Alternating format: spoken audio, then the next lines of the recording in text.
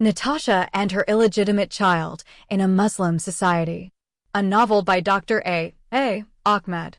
Book 2. This is an intriguing epic story which resonates with love, resilience, courage, and sacrifice. Before we dive into the tapestry of the story, I would like to remind the reader that this novel has been narrated in 2 books. Copyrights. All rights are reserved.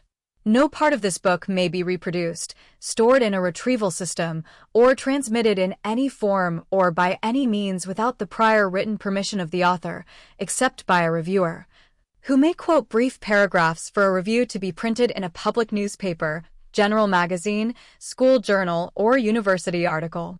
This novel is a work of fiction, but the entire story is based on the real life of a Muslim family. All names, characters, places, and events are either the product of the author's imagination or used literary. Therefore, any resemblance to actual people, living or dead, events, or locales is merely coincidental. Chapter 16. The serious charges against Natasha. The unanticipated arrest of Natasha is a great disaster to her and to her academic fieldwork. The police seized her laptop and searched for it. Through their search, the police found all the data she had collected and stored in her laptop about the abuse of Muslim women. At first, based on those facts, Natasha is accused of apostasy. Then her charge is developed, and she became accused of serious crimes such as being a spy and agent of the West. She is accused of has been sent by some anti-Islamic group in Canada to Sudan to collect information on the way Muslim women are treated in a Muslim society. In a press conference, the police commissioner of Wadi Madani city stated that the suspect Natasha has been sent by a Zionist feminist group residing in Canada to spy on the social life of the Muslim women. The police have found enough pieces of evidence stored in her laptop, which proved without a shadow of a doubt she is spying for an anti-Islamic group. Moreover, the police found information showing that she is a Christian woman, but pretending to be a Muslim woman. Natasha denied those accusations, but admitted that she is a graduate student at McGill University in Canada, and she is working on a PhD dissertation on women in Islam. She came to Sudan to do fieldwork on her area of specialization so that she could collect data for authoring her dissertation. Moreover, she admitted that she converted to Christianity while she was in Canada, but she said she was not a Muslim before her conversion. She was raised as an irreligious person by her atheist late grandfather, Dr. Sami Shams al-Din. The police refused to accept her denial of apostasy and held her in custody as a Muslim who apostatized from Islam and became a Christian. The Sudanese police rejected all her justifications and held her on the charges of being a spy, agent, and apostate woman. The police were able to get information from the Sudanese embassy in Ottawa, which revealed that Natasha mentioned in her application for a tourist visa she wanted to visit her relatives in Sudan. There is no mentioning in her application that she is going to Sudan to do a fieldwork for her PhD dissertation on Muslim women. The Sudanese embassy stated that if Natasha had mentioned her real motives for her visit to her relatives, she would not have been given a tourist visa to Sudan. Regarding the other students, the police referred their cases to the Sharia court. After investigating the matter, the judge of the Sharia court said that the previous repentance of the girls is invalid because they had been done by women. Muslim women in no uncertain terms should not be permitted to judge such serious blasphemies. Even so, the Sharia court agreed to pardon the blasphemous girls if they are ready to recant publicly their doubts and asked for forgiveness in front of religiously qualified Muslim scholars. Following the order of the Islamic court, those girls have been brought to some bearded religious men and made their confessions of their blasphemies and asked for forgiveness.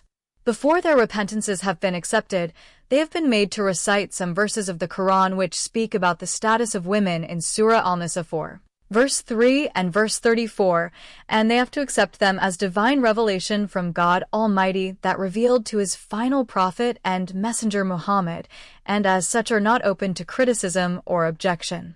After that, they are made to utter the 2 Islamic creeds which are known as the Shahada. Then and only then, their repentances have been officially accepted and they are allowed to go free. Their repentances have been aired on a popular TV channel, which everyone in the country watches it. As regarding the headmistress and the Islamic teacher, they are both fired and their licenses to teach are revoked. In addition, they are disqualified from holding any public position because they stepped out of their boundaries as women and did work which supposed to be done by qualified male religious leaders. However, they have been released from prison without receiving any physical punishment such as scourging or financial penalties. The Ministry of Religious Affairs exercised pressure on the Ministry of Education and tried to shut down that school, but it failed. The school is reopened after 1-month closure and a new headmistress and an Islamic teacher are appointed. Unfortunately, half of the school's students have been forbidden by their parents to return to that prestigious school, which they considered it has become an accursed establishment of learning. Those families believe that the devil has a strong hold in that girl's school. In the meantime, from the day the Canadian volunteer teacher arrested by the Wadi Madani police, she was tortured and savagely beaten. She was starved purposely for 24 hours and denied even drinking water. She has been tied hands and feet and left bare naked all the time. The police extortionists were able to extract from her confessions which are not true. Whatever they wanted her to say under their cruel torture, they forced her to say it. Then she was forced to sign those false confessions. They made her to admit in her statement that she is an apostate from Islam, a spy for a Zionist feminist group residing in Canada, and an agent to the West. After making those forced confessions, the police of Wadi Madani deleted all her academic data collected and then destroyed her laptop. As soon as the judge of the Sharia court dealt with the charges of the so-called blasphemous students, the police forwarded Natasha's case to him. Then she was brought before a group of religious judges. When she appeared before those religious judges, Natasha had no lawyer to defend her because the Sharia court would not allow any advocate to represent any suspect. Therefore, as soon as her charges and her confessions have been read, the Sharia court found her guilty of apostasy from Islam, spying for the Zionist state of Israel, and an agent for the West, and therefore they passed the death penalty on her. She has been sentenced to be executed through either hanging or stoning or beheading. The judge of the Sharia court left the method of her execution for the prison authority to choose which of those 3 ways to execute the apostate Canadian woman.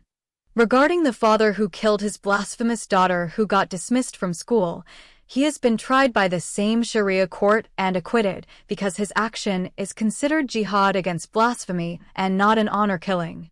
The judge of the Sharia court based his decision to free the murderer on the law of the al-wala wal-bara. The al-wala wal-bara means to love for the sake of Allah and to hate for the sake of Allah. The al-wala inspires intimacy, concern, and help.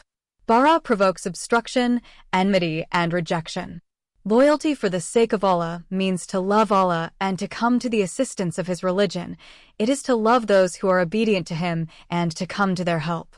Opposition for the sake of Allah is to feel anger at the enemies of Allah and to struggle against them. According to the judge, the aim of the enemies of Islam, the accursed atheists, Jews, Christians, apostates, Hindus, Buddhists, modernists, Zionists, communists, secularists, feminists, is the destruction of the faith of the Muslims and the erasing of their unique character. Because of this, Allah has called the first group the party of Allah and the second group the party of Satan.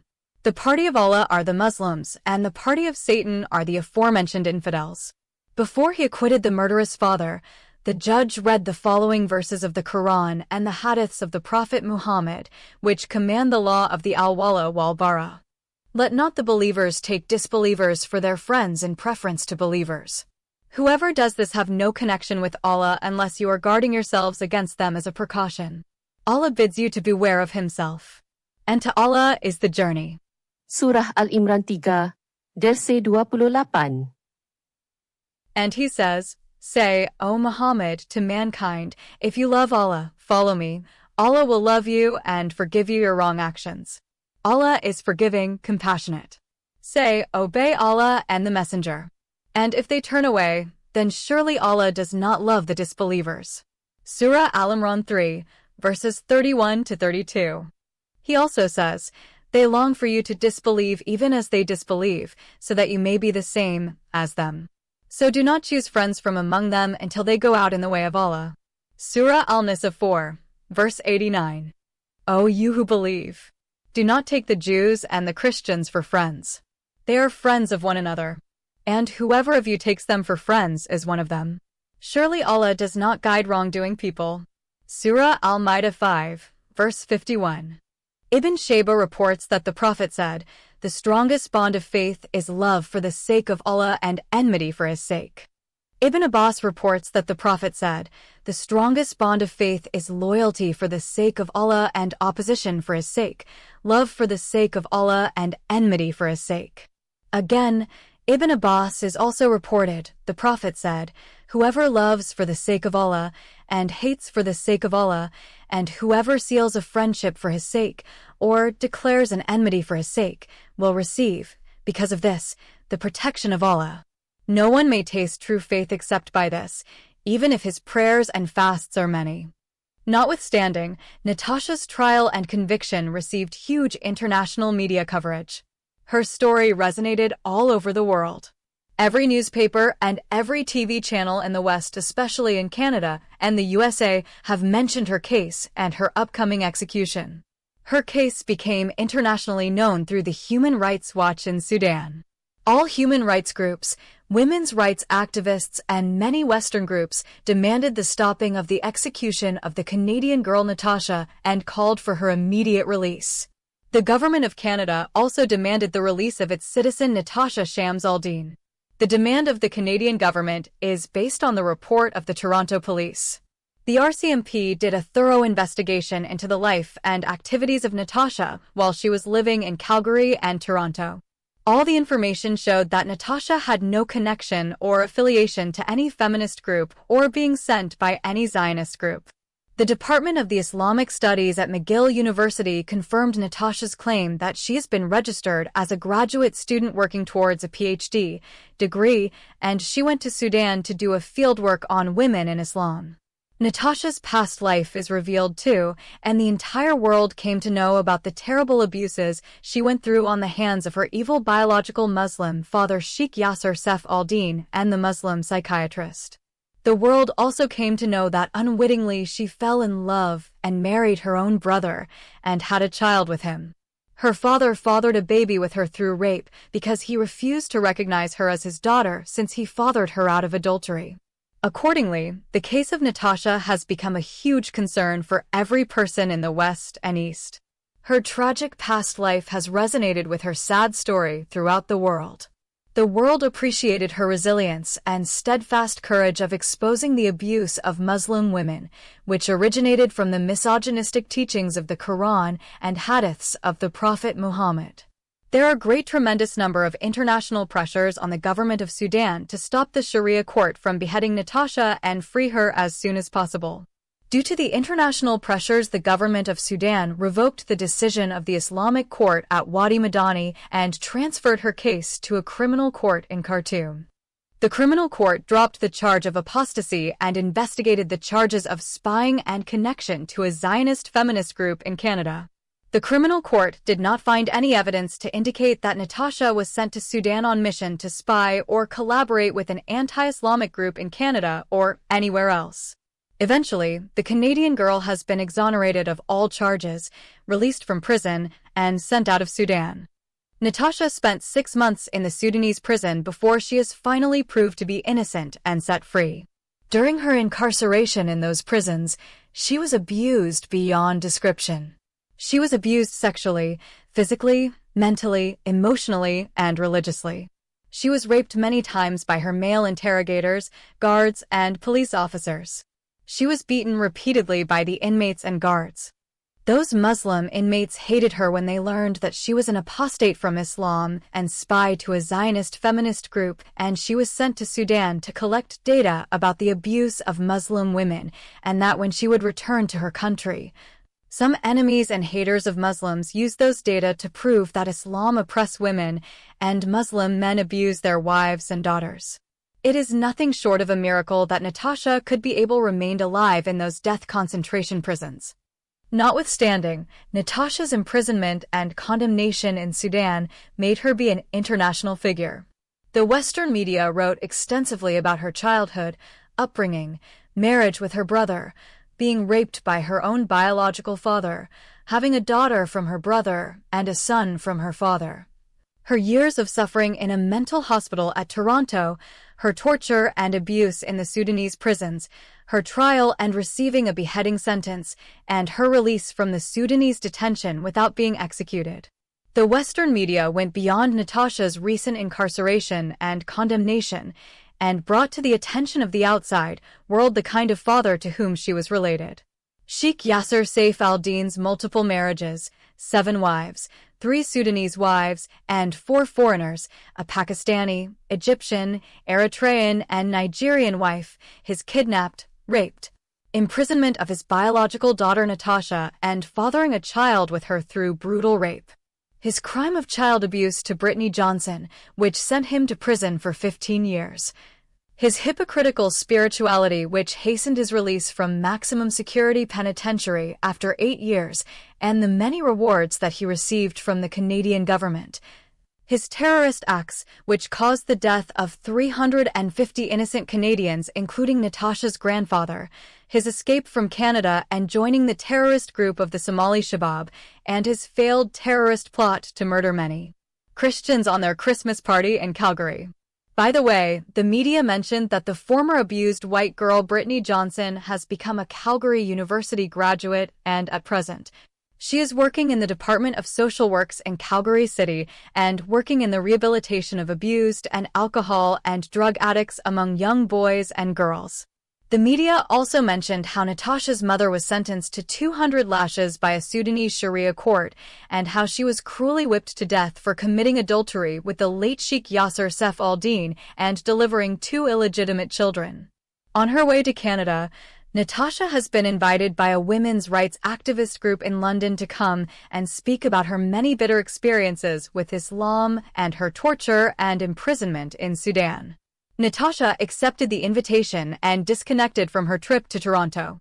In one of the most spacious auditoriums in London City, the Canadian girl gave the most controversial speech ever spoken by a woman in human history.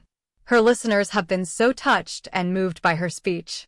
As soon as she left London and headed to Toronto, Natasha's speech spread all over London like fire and turned the city upside down. Muslims have become extremely outraged by her speech. They filled the streets of London and condemned Natasha by name and demanded her prosecution. They accused her of lying and fabricating hadiths of the Prophet. They also said she quoted the verses of the Quran out of context, which justified polygamy, child marriage, wife-beating, and other evil practices against women. According to them, Islam has honored the woman and put her in the best social status far better than other religions of the world. Even Muslim women denounced the speech of Natasha. This is due to the fact that she said in her speech Islam allows the man to marry 4 wives at the same time, beats his wife, practice female genital mutilation on his small daughters, child marriage, the husband can divorce his wife. But the woman can't divorce her husband. Custody of the children after divorce goes to the father. Women must wear burqas. The woman's brain is half of the man's brain. The son gets a double share of his deceased father's inheritance. The woman's witness cannot be accepted in the court of law because she is a half-man. She is always possessed by demons. She can't be trusted because she has the tendency to cheat on her husband. She is not allowed to be a judge, imama, or calipha, etc., etc., etc. Chapter 17. Demand for the Emancipation of Muslim Women. After her controversial speech in the UK, which resonated all over the world, Natasha returned to her country, Canada. At Toronto International Airport, she has been received by some Canadian women's rights activists as a great heroine or a brave soldier who has returned victoriously from the front lines of the fierce enemies. In an interview with a popular newspaper, Natasha briefly narrated her abuse and suffering when she was falsely accused and unjustly imprisoned for 6 months in Sudan. However, she does not reveal her incredible findings in the Muslim society about the abuses of Muslim women and decided to keep quiet until she would draft her dissertation and obtain her PhD degree. Therefore, As soon as she returned to Canada, Natasha joined the Middle East and Islamic Studies department at McGill University in Montreal and began to work on her doctorate dissertation on women in Islam. Although all the data she gathered on the abuse and oppression of Muslim women had been deleted and her laptop destroyed by the Wadi Madani police, still she decided to recall from her memory all those evil practices she witnessed happening in front of her eyes to Muslim females in Sudan. She knows those evils she saw with her own eyes have been registered in her memory and time would never erase them. They are just like someone who had long horrifying nightmares or watched scary horror movies. Moreover, she herself had been subjected to brutal physical torture and sexual abuse because she was a female too. She was cruelly raped by two Sudanese Muslim police officers inside a darkroom at the isolated highway police checkup point on the day of her arrival in Sudan.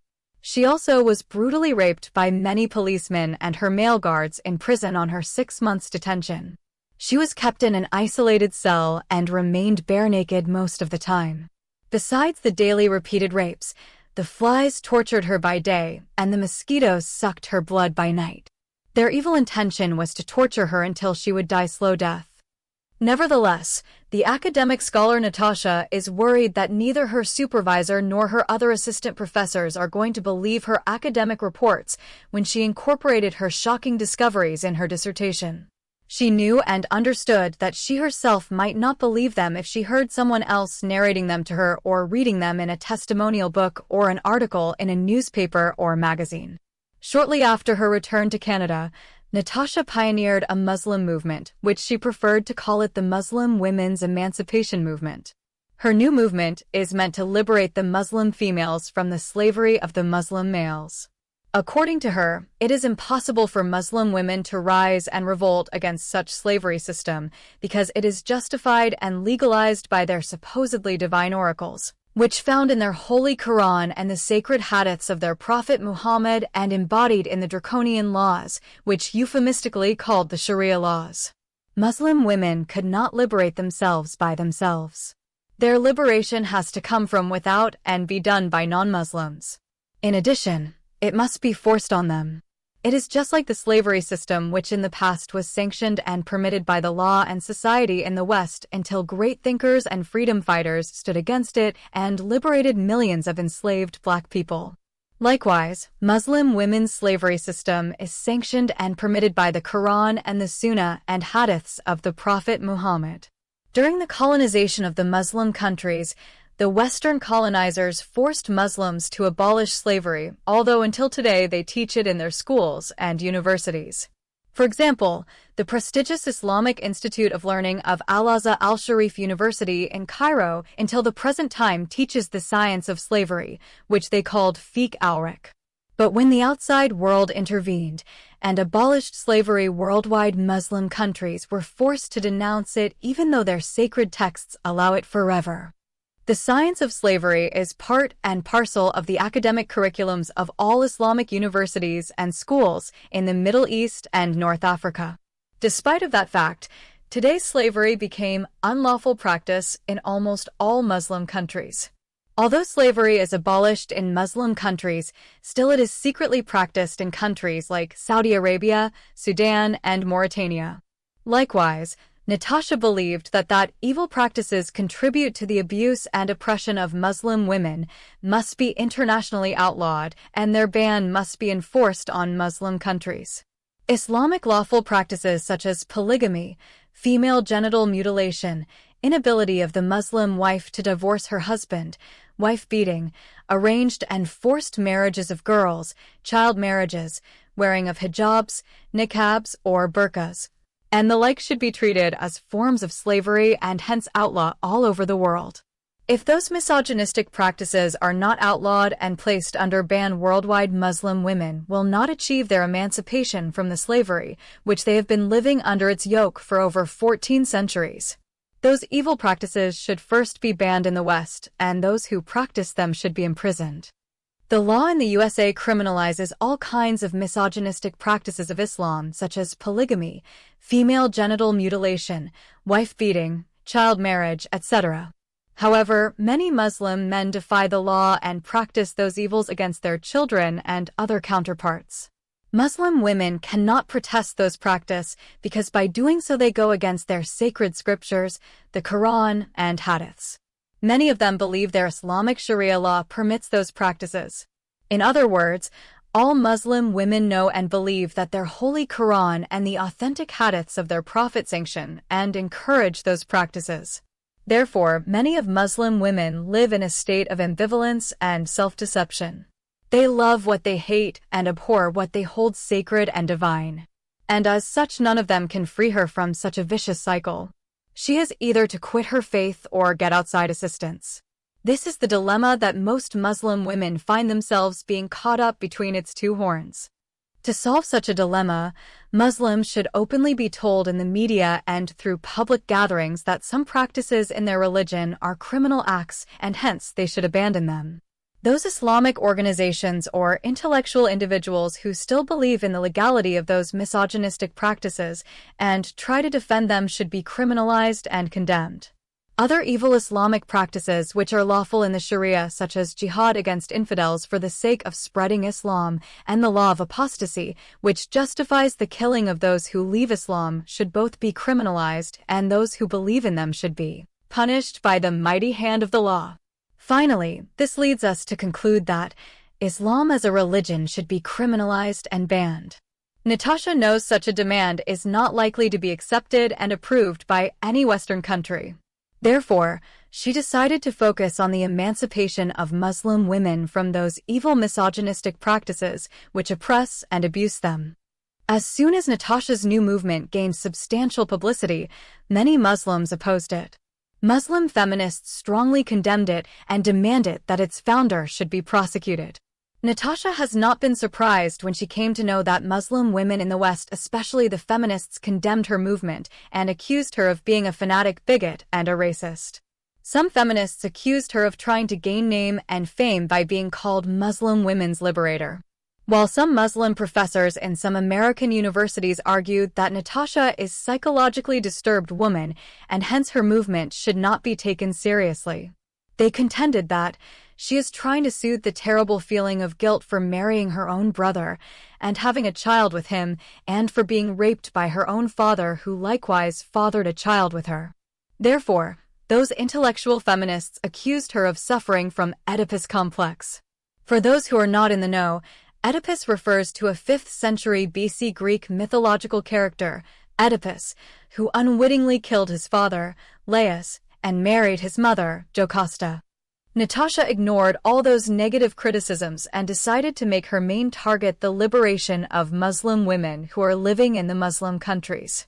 She knew and understood that many Muslim women who are living in Western countries to some extent are protected from those abuses through the Western laws and values. But she is also aware that there are always evil ways which Muslim men follow, oppress, and abuse their female counterparts without being caught and punished by the Western law. It took Natasha 1 year to write her PhD dissertation. It is 300 pages. It focused on women in Islam. She divided it into 6 chapters. The first chapter is the introduction. The second chapter focused on the misogynistic message of Islam. The third chapter narrated her personal experience with Islam and the effects of Islam on her family members. The fourth section related the many evil practices that she witnessed happening in front of her to Muslim women in Sudan. The fifth section dealt with the false claims of Muslim feminists, reformists, and modernists, and the sixth chapter is the conclusion. The final chapter is the most important of all 6 chapters because it showed the originality of her academic work. No postgraduate student had ever made such a great discovery and contribution as she has been done in her PhD dissertation. After a few months, Natasha's dissertation was accepted by the external examiners, and she has successfully defended it. As soon as she received her PhD degree, Natasha published it as a book. Her book, or rather her dissertation on women in Islam, is received with huge objection by the Muslim feminists. Some Muslim professors in Canada as well as in the USA blamed the Department of the Middle East and Islamic Studies at the University of McGill for accepting such false presentation of Natasha of the status of women in Islam and her rejection of the so-called egalitarian teachings of the Holy Quran. The feminists directed their critiques against the entire dissertation and focused on the fifth chapter, which dealt with their false claims.